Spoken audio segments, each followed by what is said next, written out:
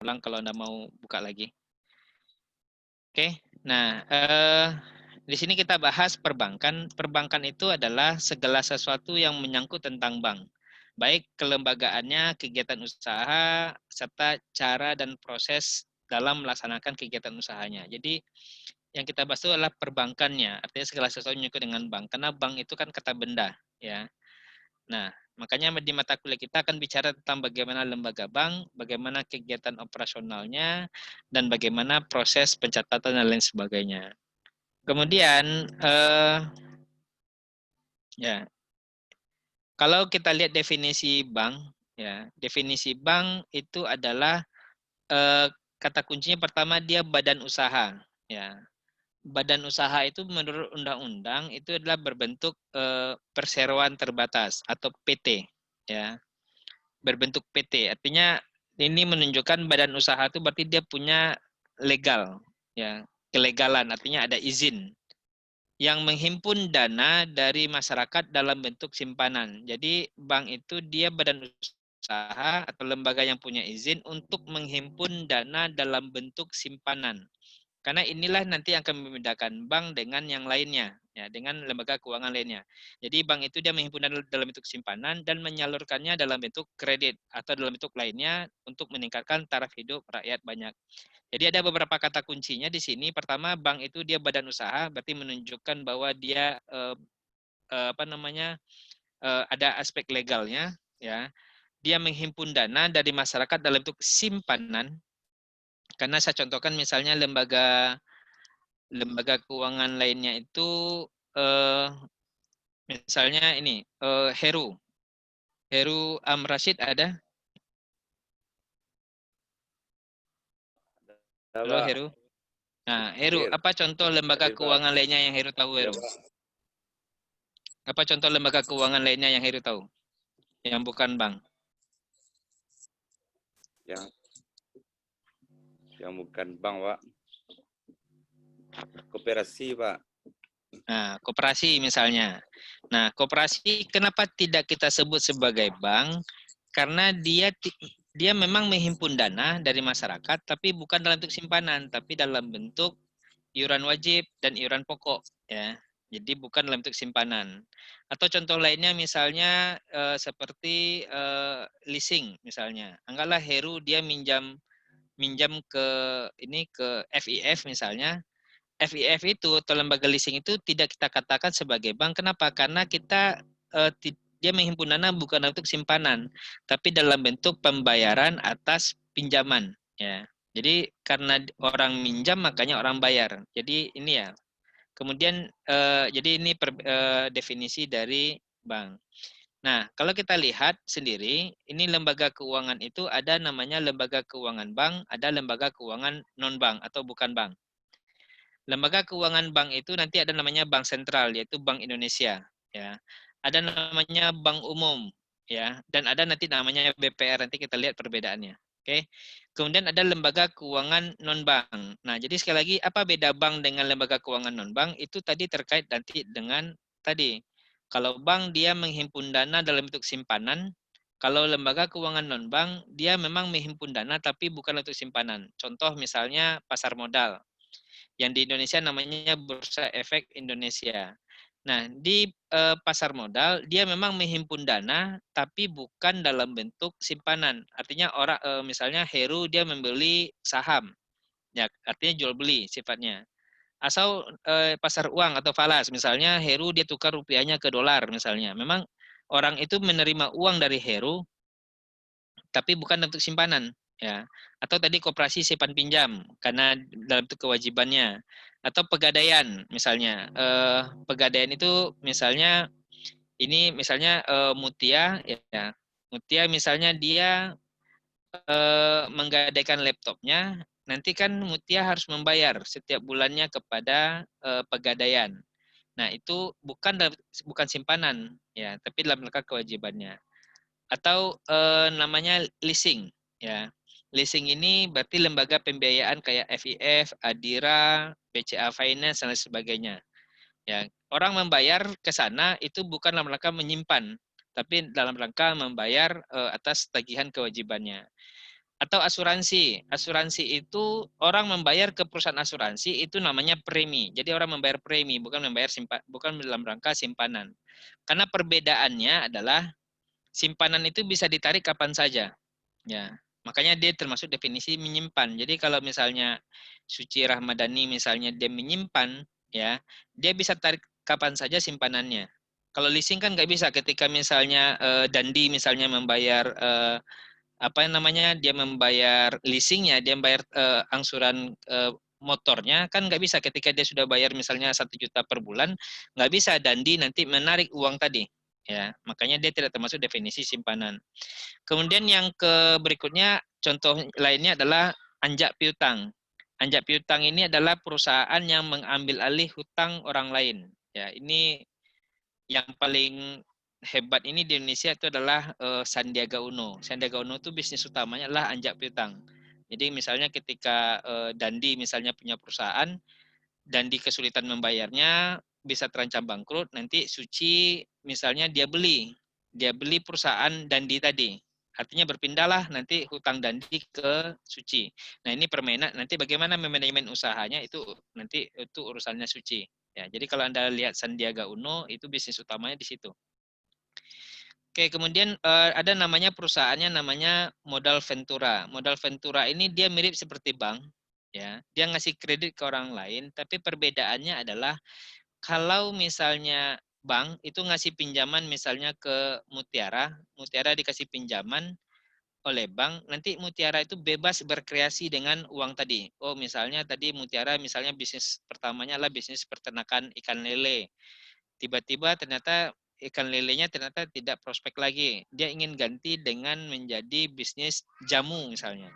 Nah, itu bisa saja nanti Mutiara itu berganti profesi, berganti jenis usaha tanpa minta izin ke bank. Yang penting bagi bank adalah angsurannya lancar. Berbeda dengan perusahaan modal Ventura. Contohnya di Sumatera Barat namanya SSBV, Sentra Sumatera Barat Ventura. Salah satu direksinya itu adalah alumni Politeknik kita, jurusan akuntansi ya. Nah, kalau perusahaan modal Ventura, dia kasih pinjaman ke Mutiara, maka dia ikut dalam manajemen perusahaannya Mutiara. Jadi Mutiara ketika tadi dia dari lele ingin berpindah menjadi jamu nggak bisa. Minta izin dulu dari perusahaan modal Ventura tadi. Atau misalnya tadi lelenya ingin dikembangkan lagi, buka cabang baru, nggak bisa sepihak. Harus minta izin dulu dari perusahaan modal Ventura. Artinya kalau perusahaan modal Ventura, dia ikut terlibat langsung dengan perusahaan itu. Kemudian yang terakhir itulah dana pensiun. Ya, ini kan seperti Taspen.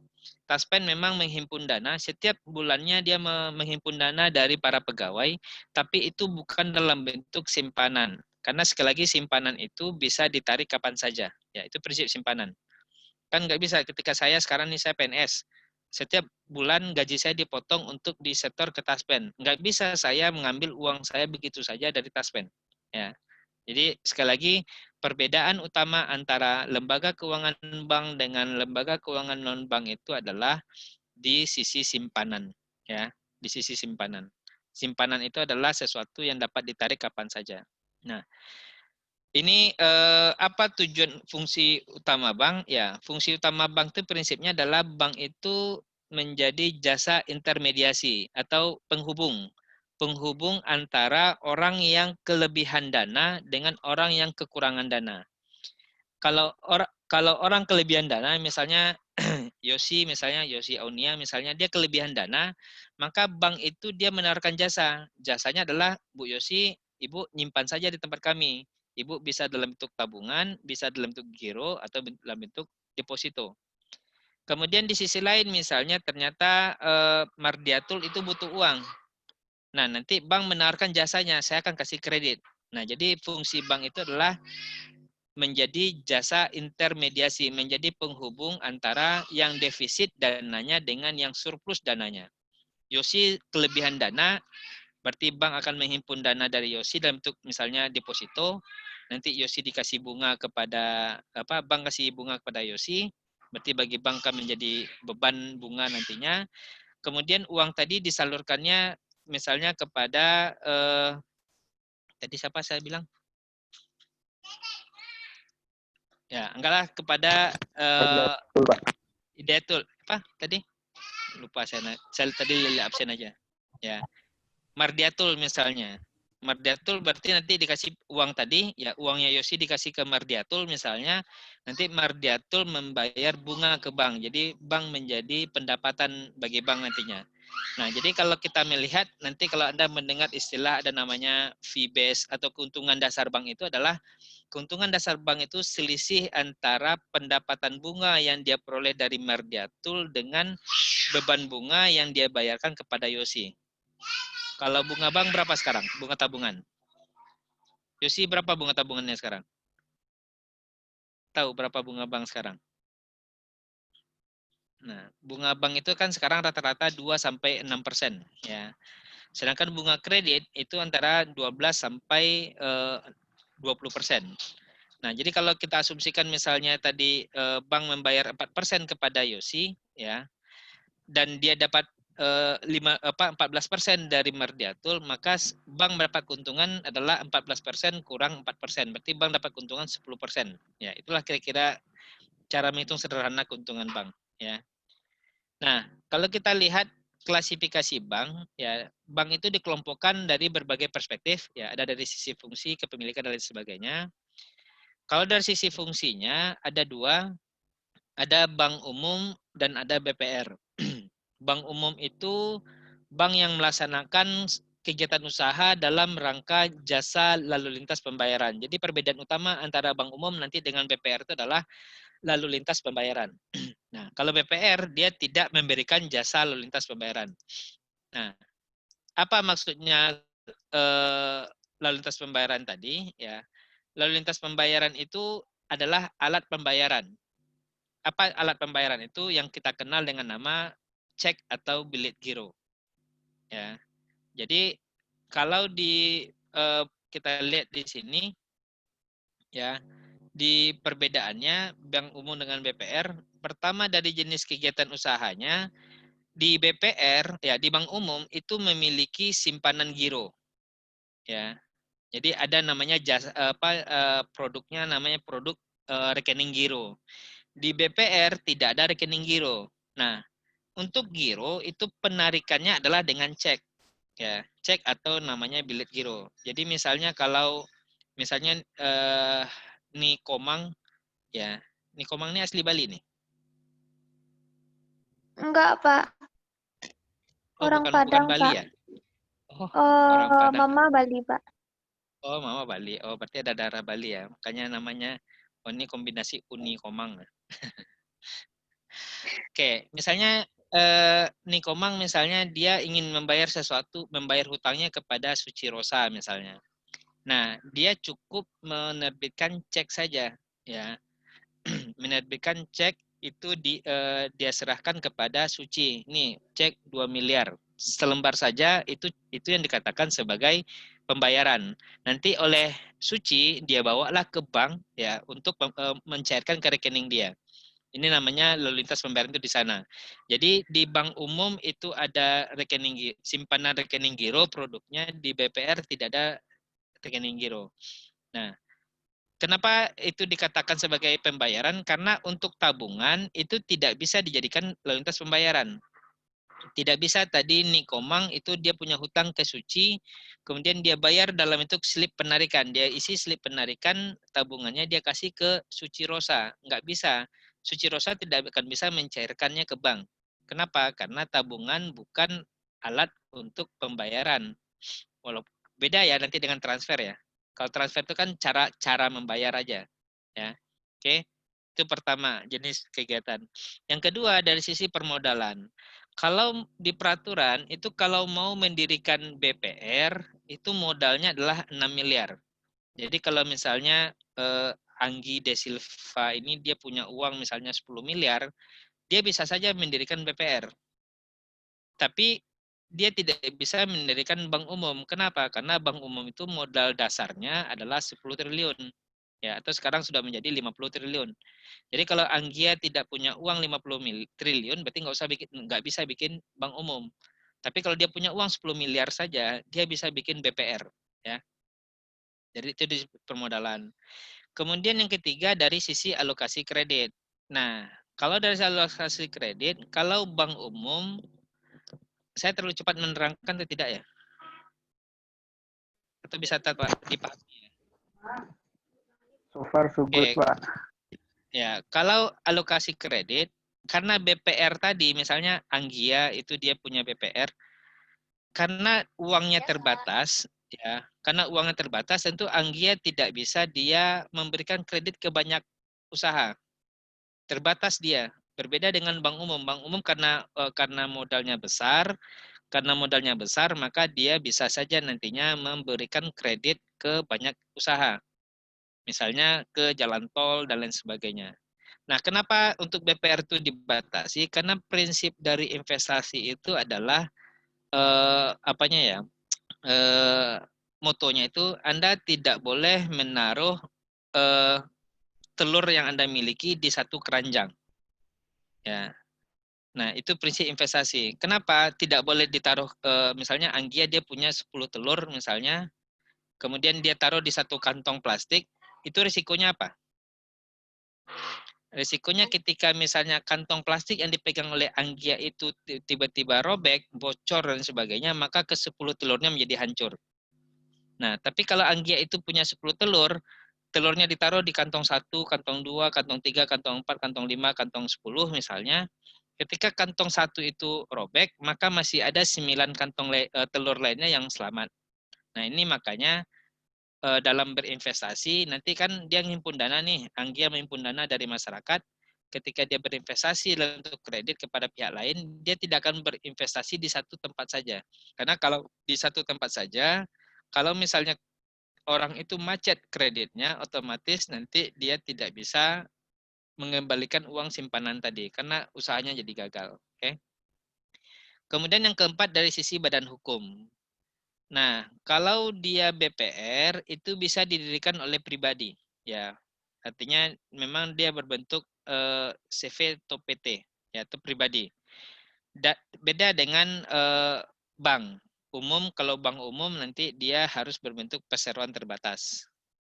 Kepemilikan, ya, kalau BPR bisa dimiliki hanya bisa dimiliki ya. Kalau BPR hanya bisa dimiliki oleh warga negara Indonesia. Tapi kalau bank umum itu bisa dimiliki oleh pihak asing. Oke, contoh misalnya bank umum itu contohnya BRI, Bank Rakyat Indonesia itu memang punya pemerintah, tapi sahamnya itu 40% itu dikuasai oleh asing. Oke. Jadi Anda pun juga bisa memiliki BRI dengan cara apa? Anda beli saja sahamnya di Bursa Efek. Oke, kalau ada uang. Ya, jadi kalau Anda punya, nah, kalau BPR itu hanya bisa dimiliki oleh warga negara Indonesia saja, ya, warga Indonesia saja. Sedangkan bank umum itu bisa dimiliki oleh asing. Nanti kalau ada pertanyaan, Anda langsung saja ya. Nah, kemudian dari sisi kepemilikannya, kita melihat pemilikan itu dari sisi modal atau dari sisi saham. Jadi kalau Anda katakan ini punya siapa, berarti saham siapa di sana. Nah, pertama ini dilihat dari melihatnya adalah saham siapa yang paling besar ya. Oke. Walaupun ini bank pemerintah sekarang bisa dimiliki asing, tapi tidak mayoritas. Jadi kita lihat dari segi kepemilikan itu adalah dari saham mayoritasnya. Pertama, bank pemerintah, ya. Bank pemerintah berarti sahamnya sebagian besar dimiliki oleh pemerintah. Apa contohnya Elsia? Elsia Rahmi. Apa contoh bank pemerintah ini?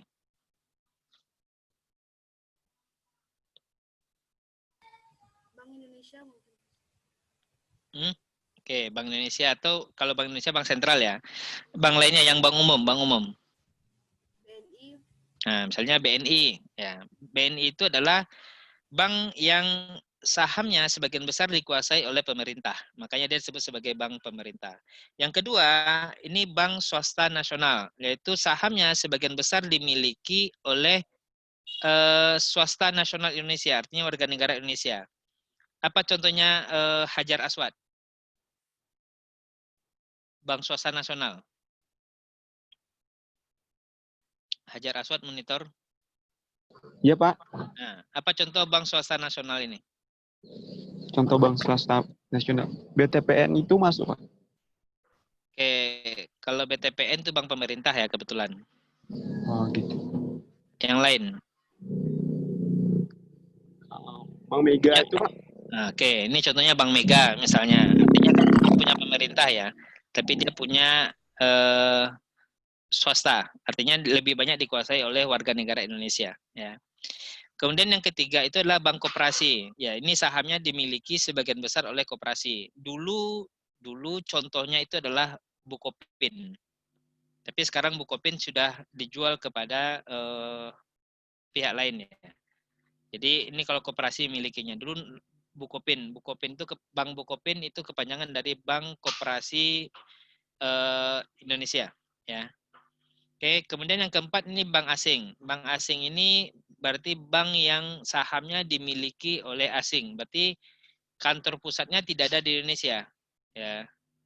Dia hanya cabang saja di Indonesia. Misalnya di sini adalah Bank of America atau misalnya ada namanya Bank of Tokyo dan lain sebagainya. Mungkin kalau untuk di Sumatera Barat mungkin belum ada bank asing ya. Di Jakarta tuh banyak bank asing ya. Kemudian yang kelima ini bank campuran, berarti sahamnya dimiliki oleh orang Indonesia sama orang asing ya. Itu dari sisi kepemilikan. Kemudian dari sisi jenis bank, ya dari sisi jenis bank itu ada dua, ada bank komersial, ada bank sentral. Bank komersial ini tujuannya adalah mencari laba, ya. Ada namanya BRI, BNI, Bukopin, BCA, Bank Syariah Mandiri dan lain sebagainya. Kalau bank sentral ini fungsinya adalah lebih kepada regulasi atau mengatur saja, yaitu dalam hal ini bank sentral adalah Bank Indonesia. Jadi dia mengatur peraturan-peraturan terkait dengan perbankan. Nah, Anda bedakan sekarang antara Bank Indonesia dengan OJK. Bank Indonesia dia lebih kepada mengatur, memastikan memang transaksi perbankan berjalan sesuai dengan ketentuan dan juga memastikan bahwa rupiah kita aman. Ya, itu dilakukan oleh Bank Indonesia. Sedangkan yang mengawasi transaksi perbankan itu namanya OJK, Otoritas Jasa Keuangan. Jadi kalau dulu itu dilakukan oleh Bank Indonesia semuanya, tapi sekarang tidak. Pengawasan transaksi, pengawasan operasional bank itu dilakukan oleh OJK. BI lebih kepada memastikan lalu lintas pembayaran itu aman. Jadi bank sentral tidak mencari laba ya. BI tidak mencari laba. Jadi ini makanya dari sisi jenis bank komersial itu dia murni. Nama komersial itu berarti dia orientasinya mencari laba. Bank sentral itu lebih kepada memastikan lalu lintas pembayarannya terjamin. Kemudian dari segi status ada namanya bank devisa, ya. Devisa itu valuta asing, ya. Jadi apa yang dikatakan bank devisa? Bank yang memiliki transaksi dalam bentuk falas atau valuta asing. Ciri-cirinya adalah dia punya simpanan dalam bentuk dolar atau dia melayani transaksi LC. Nanti bagaimana cara melihatnya? Anda pergi ke satu bank, kalau di dindingnya ada terlihat nilai rupiah, misalnya $1 sama kurs beli kurs jual, maka bank itulah bank devisa. Ya. Yang kedua itu bank non devisa. Bank non devisa ini berarti bank itu tidak bisa melakukan transaksi dengan luar negeri atau tidak memiliki transaksi falas. Nah, apa beda nantinya? Ini bank non devisa contohnya adalah BPR. Bank devisa itu contohnya adalah bank umum ya. Jadi bank non devisa contohnya BPR. BPR tidak ada simpanan dolar. Kalau bank devisa itu ada. Kemudian yang berikutnya dari sisi cara penentuan harga. Dari cara penentuan harga itu adalah ada dua. Ini nanti akan kita bagi perkuliahan kita. Sebelum MIT kita akan belajar tentang bank konvensional. Kalau sesudah MIT kita akan belajar tentang bank syariah. Kalau bank konvensional ini apa contohnya Faradila Almei? Apa contoh bank konvensional? Faradila monitor atau sudah tidur? Atau saya sedang mendongeng? Bank BI, Pak. BI, bukan BRI. Oh, BRI. Oke, kalau bank syariah? Kalau bank syariah muamalat. Muamalat. Nah, kenapa kalau bank konvensional ini cara menentukan harga itu berarti berapa yang akan dia bebankan ke masyarakat ya? Kalau bank konvensional ini dia pakai instrumen apa menentukan harganya, Fardila?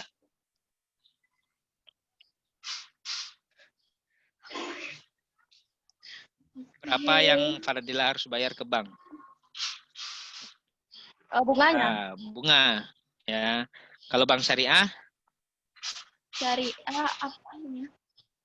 Ya, bank syariah itu misalnya nanti ada namanya margin atau bagi hasil ya. Iya. Ya, itu yang terkenal. Nah, jadi maksudnya gini, kalau bank konvensional, dia itu menentukan harga atau berapa yang harus dia bayar atau dia terima dari masyarakat, itu adalah dengan menggunakan instrumen bunga. Misalnya, Faradila punya tabungan, dia nabung ke bank BRI, nilainya 10 juta rupiah. Bank akan kasih bunga kepada Faradila itu 5%. Maka Faradila akan terima uang dari bank nanti dalam bentuk bunga atau harga yang dibayar bank kepada Faradila itu adalah 5% kali saldo milik Faradila. Ya. Ketika misalnya bank tersebut misalnya menyalurkan kredit kepada Nadia misalnya, nah kepada Nadia nanti bank itu misalnya Nadia mau pinjam uang 10 juta ke bank. Nanti bank akan kasih bunga. Nadia harus bayar misalnya 20% tingkat bunganya. Berarti berapa yang dibayar oleh Nadia? Bunganya 20% kali 10 juta rupiah. Jadi bank konvensional itu dia menggunakan instrumen bunga. Dan dia tidak peduli, ya artinya Faradila sendiri tadi dia terima bunga dari bank, dalam timbalan, Faradila tidak akan peduli Bank BRI itu mau dapat laba berapa, mau dapat laba 10 miliar, 1 triliun, atau bahkan rugi 1 triliun, Faradila tidak peduli. Yang penting saya terima tadi sebesar 5% dari bank misalnya. Dan juga sama tadi dengan Nadia. Nadia itu bank nggak peduli juga. Nadia itu apakah dia akan mendapat keuntungan itu 1 triliun 1 bulan atau dia rugi 1 triliun. Bagi bank nggak peduli. Yang penting Nadia harus bayar bunga ke bank atas pinjaman Anda.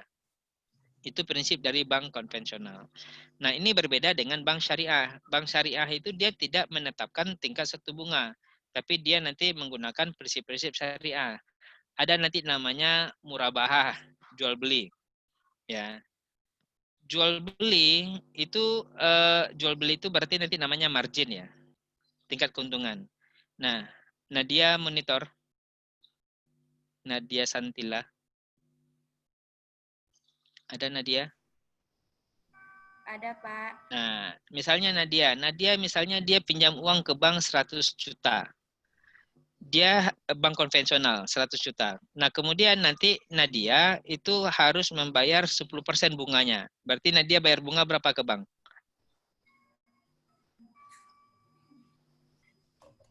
Berarti kan 10% kali 100 juta. Ya, berarti harus bayar 10 juta bunga ke bank. Tidak peduli Nadia dapat untung berapapun ya. Nah, kemudian kalau di bank syariah, Nadia misalnya ingin membeli barang yang harganya 100 juta. Ya.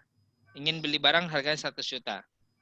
Nanti bank syariah akan nanti dengan akad murabahah, nanti akan Anda detail belajar dengan Pak Ida tulisan. Anda akan nanti bank syariah itu menetapkan margin atau tingkat keuntungan bank itu 10%. Berarti berapa yang harus dibayar Nadia marginnya? Berarti kan 10% kali 100 juta.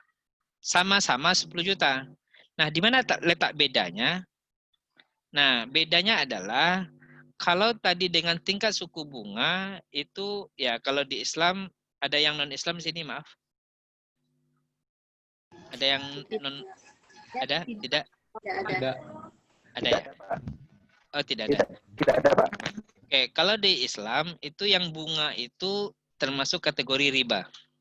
Ya. Jadi kalau di Islam itu namanya nanti namanya akadnya margin atau margin ya, atau nama akadnya adalah murabahah. Memang dia sama-sama 10 juta, tapi yang satu tidak sesuai syariat, satu sesuai dengan syariat Islam. Sama ibaratnya kalau Dandi misalnya motong ayam, Dandi motong ayam, ya pernah motong ayam Dandi? Lo pernah motong ayam, enggak? Tidak, Pak. Oh, enggak. Anggaplah Dandiko pernah motong ayam, dan satu dia motong ayam, menyembelih ayam dengan bismillah, satu lagi dia menyembelih ayam tanpa baca bismillah. Kalau dia baca bismillah, maka ayam itu menjadi halal. Tapi kalau Dandi memotong ayam tanpa baca bismillah, maka ayam tadi itu menjadi haram. Walaupun ayam itu sama-sama mati akhirnya karena disembelih.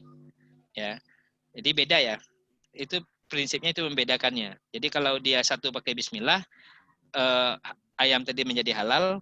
Kalau dia tidak baca bismillah, ya itu ayam tadi walaupun dia makanan halal, tapi dia akan berubah menjadi haram karena tidak dibaca bismillah. Kenapa? Karena dia dianggap sebagai bangkai.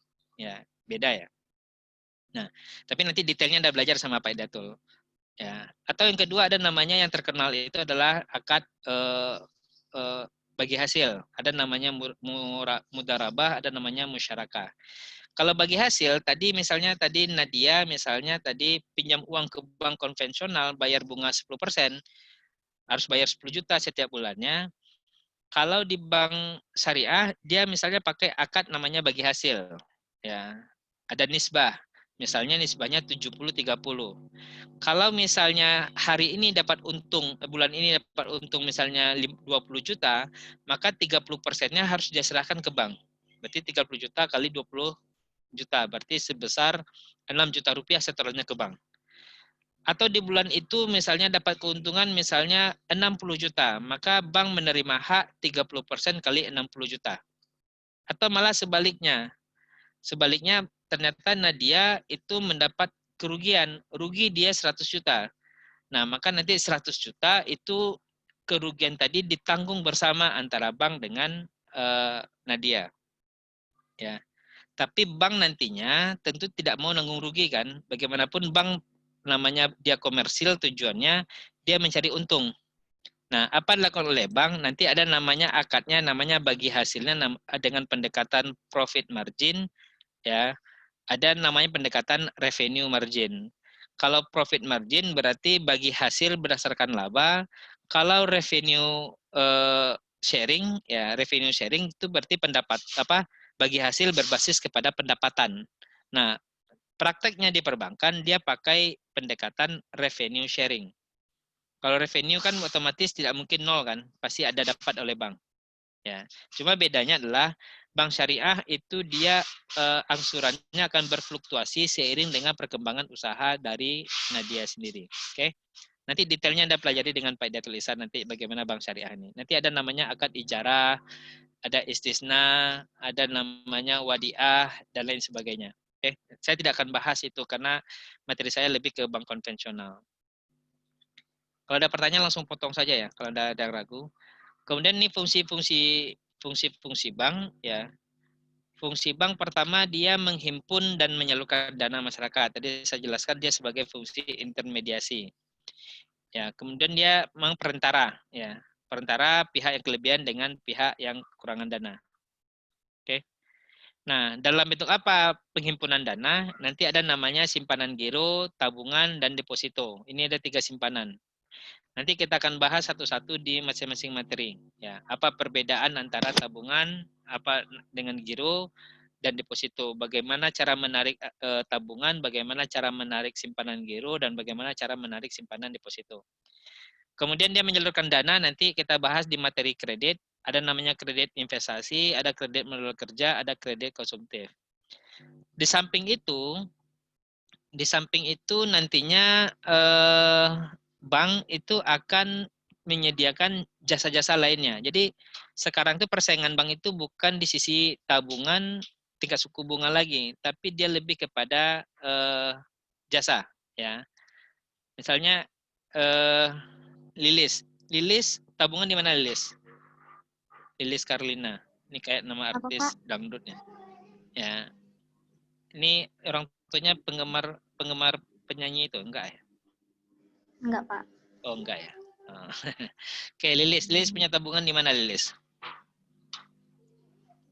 Tabungannya di bank, Pak. Iya. Kalau di bawah kasur itu bukan nama simpanan, Ibu. Bukan tabungan namanya, itu namanya menyembunyikan uang kalau dalam kasur. Di bank apa? Di Bank BRI, Pak. Kenapa milih BRI? Nggak tahu, Pak. Orang tuh yang nabung. Ya, mungkin pertimbangannya, oh BRI itu cabangnya ada di mana-mana.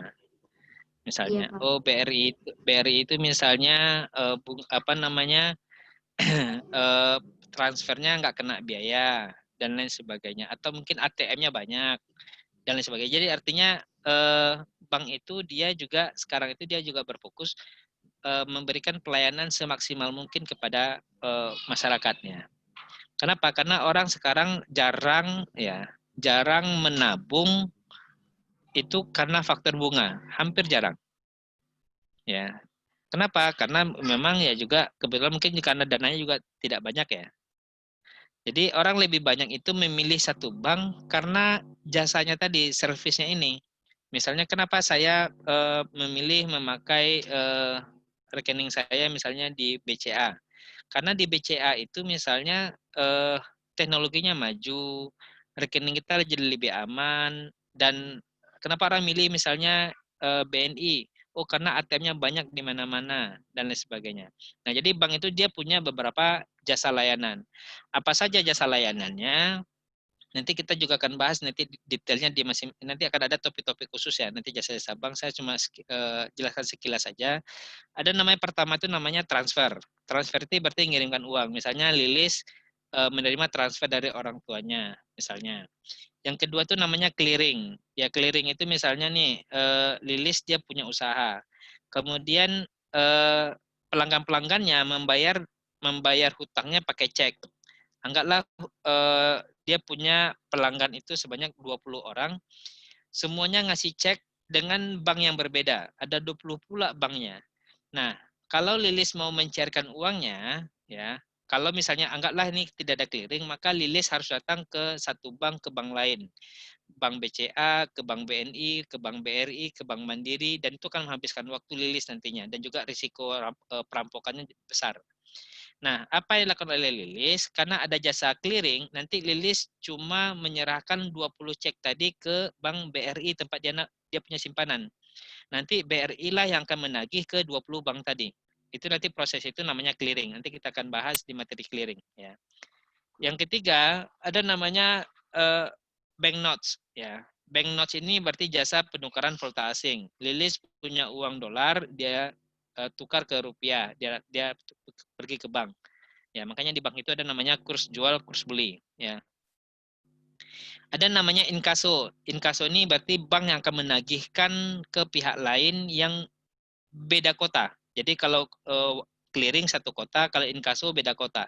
Misalnya Lilis dia menerima tagihan orang itu kasih ceknya cek bank BPD Papua. Nah, kalau tidak ada inkaso ini, berarti Lilis yang ada di Padang harus pergi ke Papua sana, beli tiket pesawat dan sebagainya untuk mencairkan cek tersebut. Nah, makanya bank itu menyediakan jasa inkaso. Jadi Lilis yang ada di Padang cukup datang ke BRI Padang, nanti BRI Padang yang akan mengurus penagihan ke BPD Papua tadi. Dan Lilis hanya membayar, palingan cuma membayar jasa bank saja Rp10.000 ya, daripada membeli tiket pulang pergi ke Papua itu berapa. Kemudian jasa lainnya itu adalah safe deposit box. Ya, jadi bank itu juga menyimpan nanti yang namanya menyediakan namanya safe deposit box atau penyimpanan surat-surat berharga. Jadi dia mirip seperti laci-laci ya. Jadi ada satu ruangan, ada namanya khasanah, ada di syariah namanya, atau dia sebuah ruangan besar. Ruangan itu dibuat dari baja anti terbakar, tidak terbakar. Nantinya Anda bisa menyewa box tersebut ke bank. Berapa nilai sewanya tergantung dari bank. Ada yang 500.000 per tahun sampai harganya jutaan per tahun, ya. Nah, apa yang dilakukan di sana? Ya, nanti misalnya seperti silsabila, misalnya dia bisa menyimpan surat-surat berharga dia di jajahnya, kemudian dia bisa menyimpan yang namanya sertifikat tanah dan lain sebagainya. Oke. Nah, jadi dia bisa menyimpan surat-surat berharga. Ya. Termasuk juga misalnya silsabila dia bisa menyimpan nantinya dalam bentuk mungkin foto-foto dia yang paling berharga. Kalau silsabila foto paling berharga itu apa kira-kira? Foto bersama keluarga, Pak. Foto bersama keluarga. Nah, jadi dalam hidup itu, jadi ada satu foto nanti, ini nasihat saja bagi Anda yang perempuan, ya. Ada satu foto itu yang sangat berharga bagi Anda, yaitu foto pada saat nanti silsabila itu menikah, ya. Nah, kenapa saya katakan itu berharga? Nantinya silsabila itu ketika dia menikah, ini sama dengan yang lainnya. Ketika dia menikah, nanti silsabila pasti akan tampil secantik-cantiknya. Bahkan itulah penampilan tercantik yang pernah dia miliki. Ya. Sampai silsabila istilahnya dipingit, ya, dipingit 14 hari. Tujuannya agar biar tidak hitam, ya. Agar dia tidak hitam. Karena kalau dia tidak dipingit nanti kan otomatis dia tetap keluar. Kalau keluar kan kena cahaya matahari dan lain sebagainya. Bisa beresiko terhadap kecelakaan dan lain sebagainya. Ada yang namanya dia sampai totok aura wajah. Dikeluarkan cahaya aura wajahnya sampai dia nanti panggil yang namanya mua ya, make up art itu ya. Iya, Pak. Jadi yang tadinya hitam bisa jadi putih, yang tadinya pesek bisa menjadi mancung, yang tadinya matanya kecil bisa jadi besar, yang tadinya ya macam-macam lah, bisa berubah wajah orang. Sampai saya pun kadang-kadang nggak kenal ini siapa gitu kan. Nah, artinya apa? Silsabila akan tampil secantik-cantiknya dan itulah penampilan tercantik yang pernah dia miliki. Nah, kenapa saya sarankan silsabila menyimpan itu foto pernikahannya? Karena nanti itu menjadi titik batas antara silsabila gadis dengan tidak gadis lagi. Nah, kenapa itu perlu disimpan baik-baik? Nantinya ketika misalnya suami silsabila itu sudah berumur 40 atau 50 tahun, ya, dan silsabila itu wajahnya mulai bergelombang, nah nanti tinggal ditunjukkan, ini sebelum dengan kamu, setelah dengan kamu ini hasilnya. Nah, jadi kalau dia nanti dia misalnya mulai berubah, ya, mulai mencari yang baru lagi, ya kembalikan lagi saya seperti dulu lagi. Nah, gitu. Jadi silsabila bisa simpan fotonya tadi ke safe deposit box. Ya, jadi itu termasuk kalau tidak disimpan nanti nggak ada bukti. Oh, nggak ada bukti. Sejak kapan kamu katakan kamu pernah cantik dan sebagainya? Oke, ini primori aja. Ya. Tapi kalau untuk yang laki-laki, misalnya ya upayakan cari foto itu dan buang sehingga tidak ada bukti bahwa memang dia pernah cantik. Oke. Nah, saya lanjut. Ya, jadi safe deposit box itu adalah penyimpanan loket pelayanan ya. Jadi ini. Kemudian ada namanya bank draft. Ini adalah wesel yang dikeluarkan bank kepada nasabahnya. Jadi ini misalnya intinya dia kayak minjam kepada pihak lain. Jadi dia kasih bank draft kepada pihak lain. Ada namanya kartu kredit. Ya. Kartu kredit ya atau bank card ini ya ini merupakan salah satu jasa bank, yaitu kemudahan dengan cara pembayaran dengan tengah waktu yang ditetapkan. Nah, ini kalau saya tanya ke ini misalnya Titik Windiani. Titik, menurut Titik lebih bagus punya kartu kredit atau punya kartu debit saja?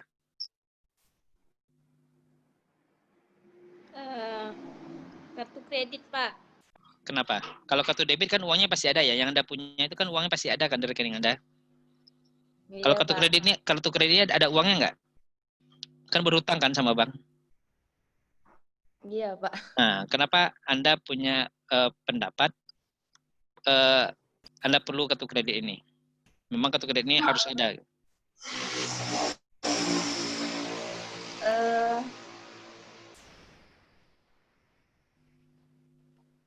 Kalau kartu debit kan jelas nih. Misalnya kartu debit ini kan uangnya pasti ada kan di rekening Anda. Nah, Kenapa Iya, Anda Pak. kenapa pertanyaannya, kenapa orang-orang kaya, ya saya bacakan orang kaya ya, karena memang yang kalau orang miskin nggak bisa punya kartu kredit. Kenapa orang-orang kaya itu berlomba-lomba dia memiliki kartu kredit? Kalau masalah uang dia pasti punya uang kan? Iya. Nah. Atau dari titik kenapa milih kartu kredit punya?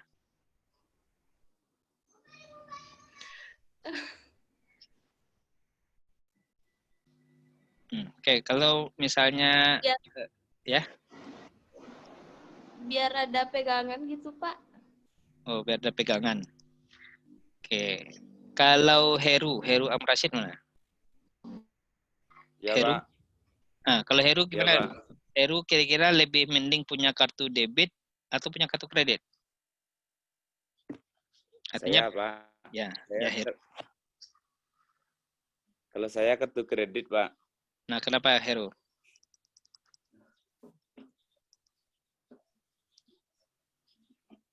Kenapa harus punya kartu kredit Heru?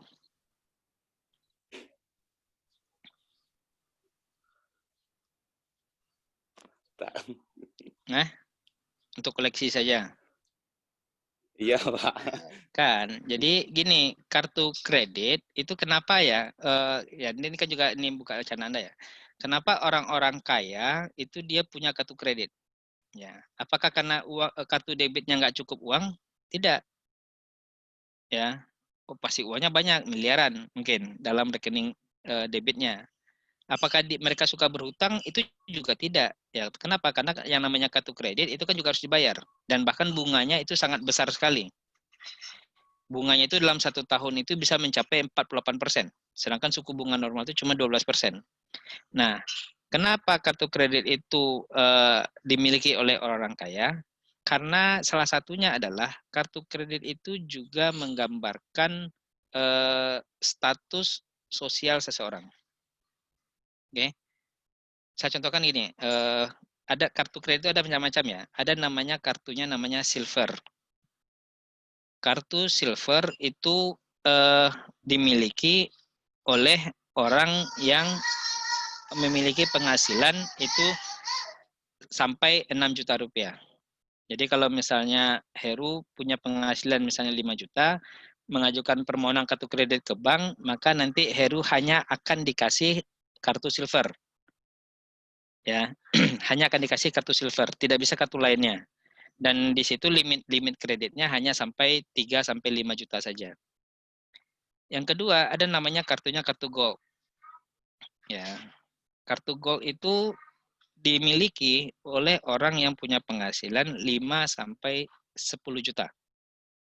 Ya, atau sampai 15 juta per bulan. Limit kreditnya itu adalah sampai sebesar 10 juta. Ya, 10 sampai 15 juta.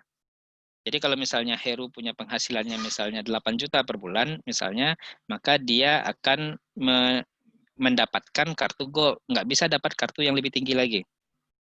Ada juga yang ketiga kartunya namanya platinum. Platinum itu diberikan kepada orang yang punya penghasilan lebih dari 15 juta. Ya. Nah, itu nanti dia bisa dikasih kredit dia dikasih plafon itu sampai 25 juta. Artinya apa?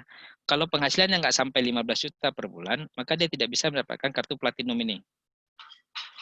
Ada juga nanti yang namanya kartu yang namanya jenis kartunya namanya emerald. Itu orang yang punya penghasilan di atas 50 juta. Nah, ini makanya ada juga nanti yang namanya titanium dan ini. Jadi artinya apa? Kartu kredit itu bukan sebatas alat pembayaran atau kartu hutang, tapi ini juga menggambarkan status sosial. Jadi nanti kalau Silsabila nanti nikah, misalnya, kalau Silsabila itu nikah nantinya tanya suaminya, punya kartu kreditnya jenis apa?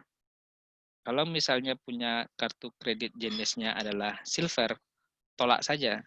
Oh, berarti ini penghasilan cuma sampai 5 jutaan. Berarti masih belum akan sejahtera Silsabila nantinya.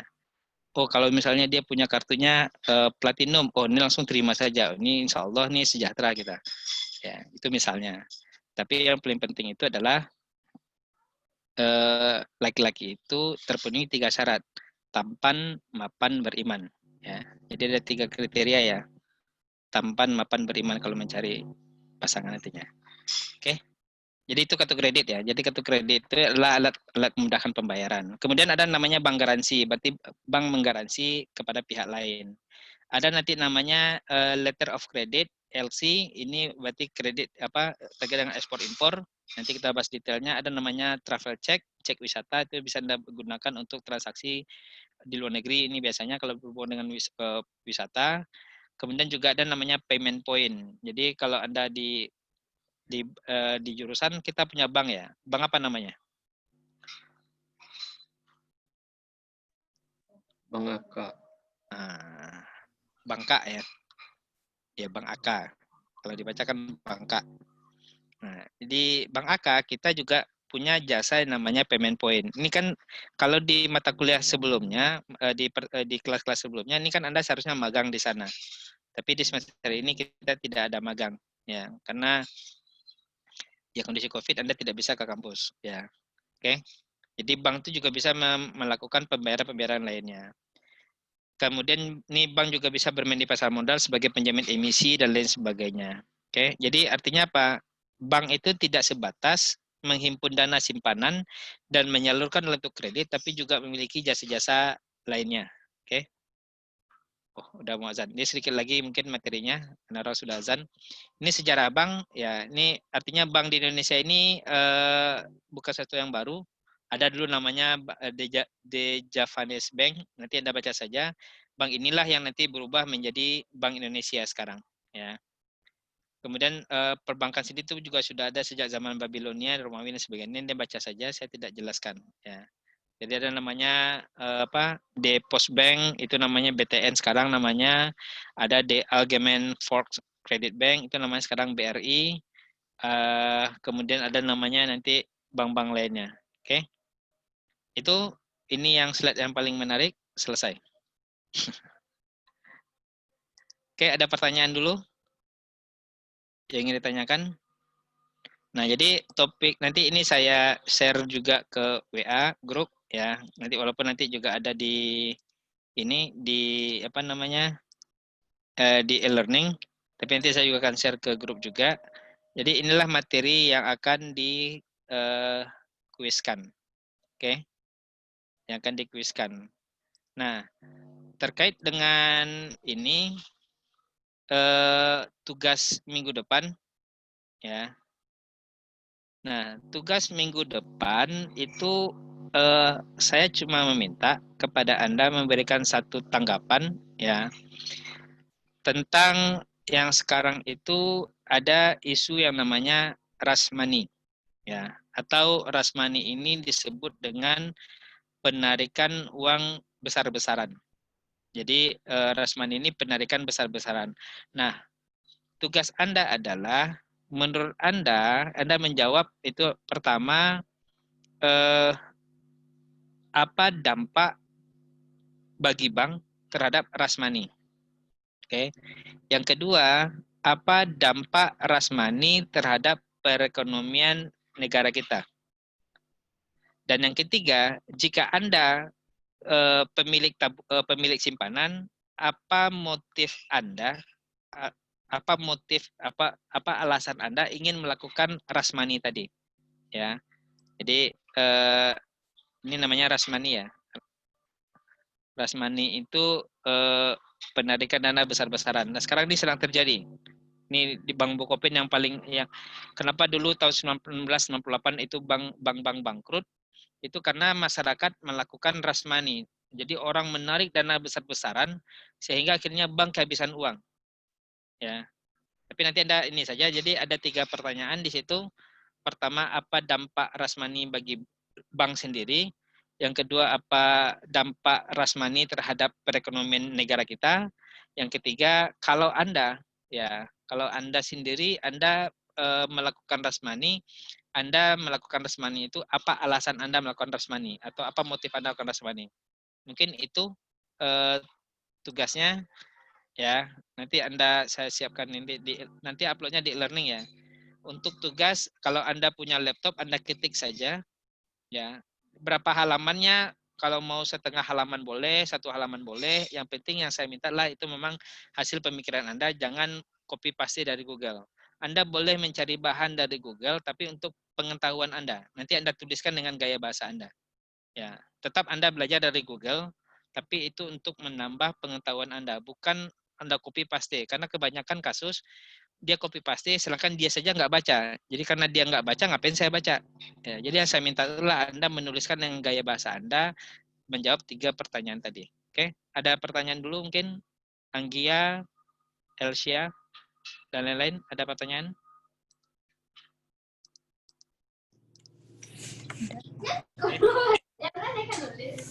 Oke, kalau tidak, kita ketemu lagi di hari apa ya? Kamis ya. Ya, Kamis ya. Nanti mungkin saya Kamis itu kita belum pakai Zoom. Ya, nanti Anda belajar di sana aja. Ya. Oke, mungkin itu saja. Kalau tidak ada pertanyaan, terima kasih. Kita tidak ada bentuk kelompok, tidak ada presentasi kelompok. Ya, semuanya tugasnya sifatnya individu dan pastikan tugasnya dikumpulkan di waktunya. Oke. Terima kasih. Kuis minggu depan itu dilakukan di jam 11:30 saya mulai sampai jam 12. Oke. Soalnya objektif semua, ABC. Nanti bahannya saya share ke sini juga, ke grup kelas nantinya. Oke, terima kasih. Assalamualaikum warahmatullahi wabarakatuh. Waalaikumsalam warahmatullahi Waalaikumsalam warahmatullahi wabarakatuh. wabarakatuh.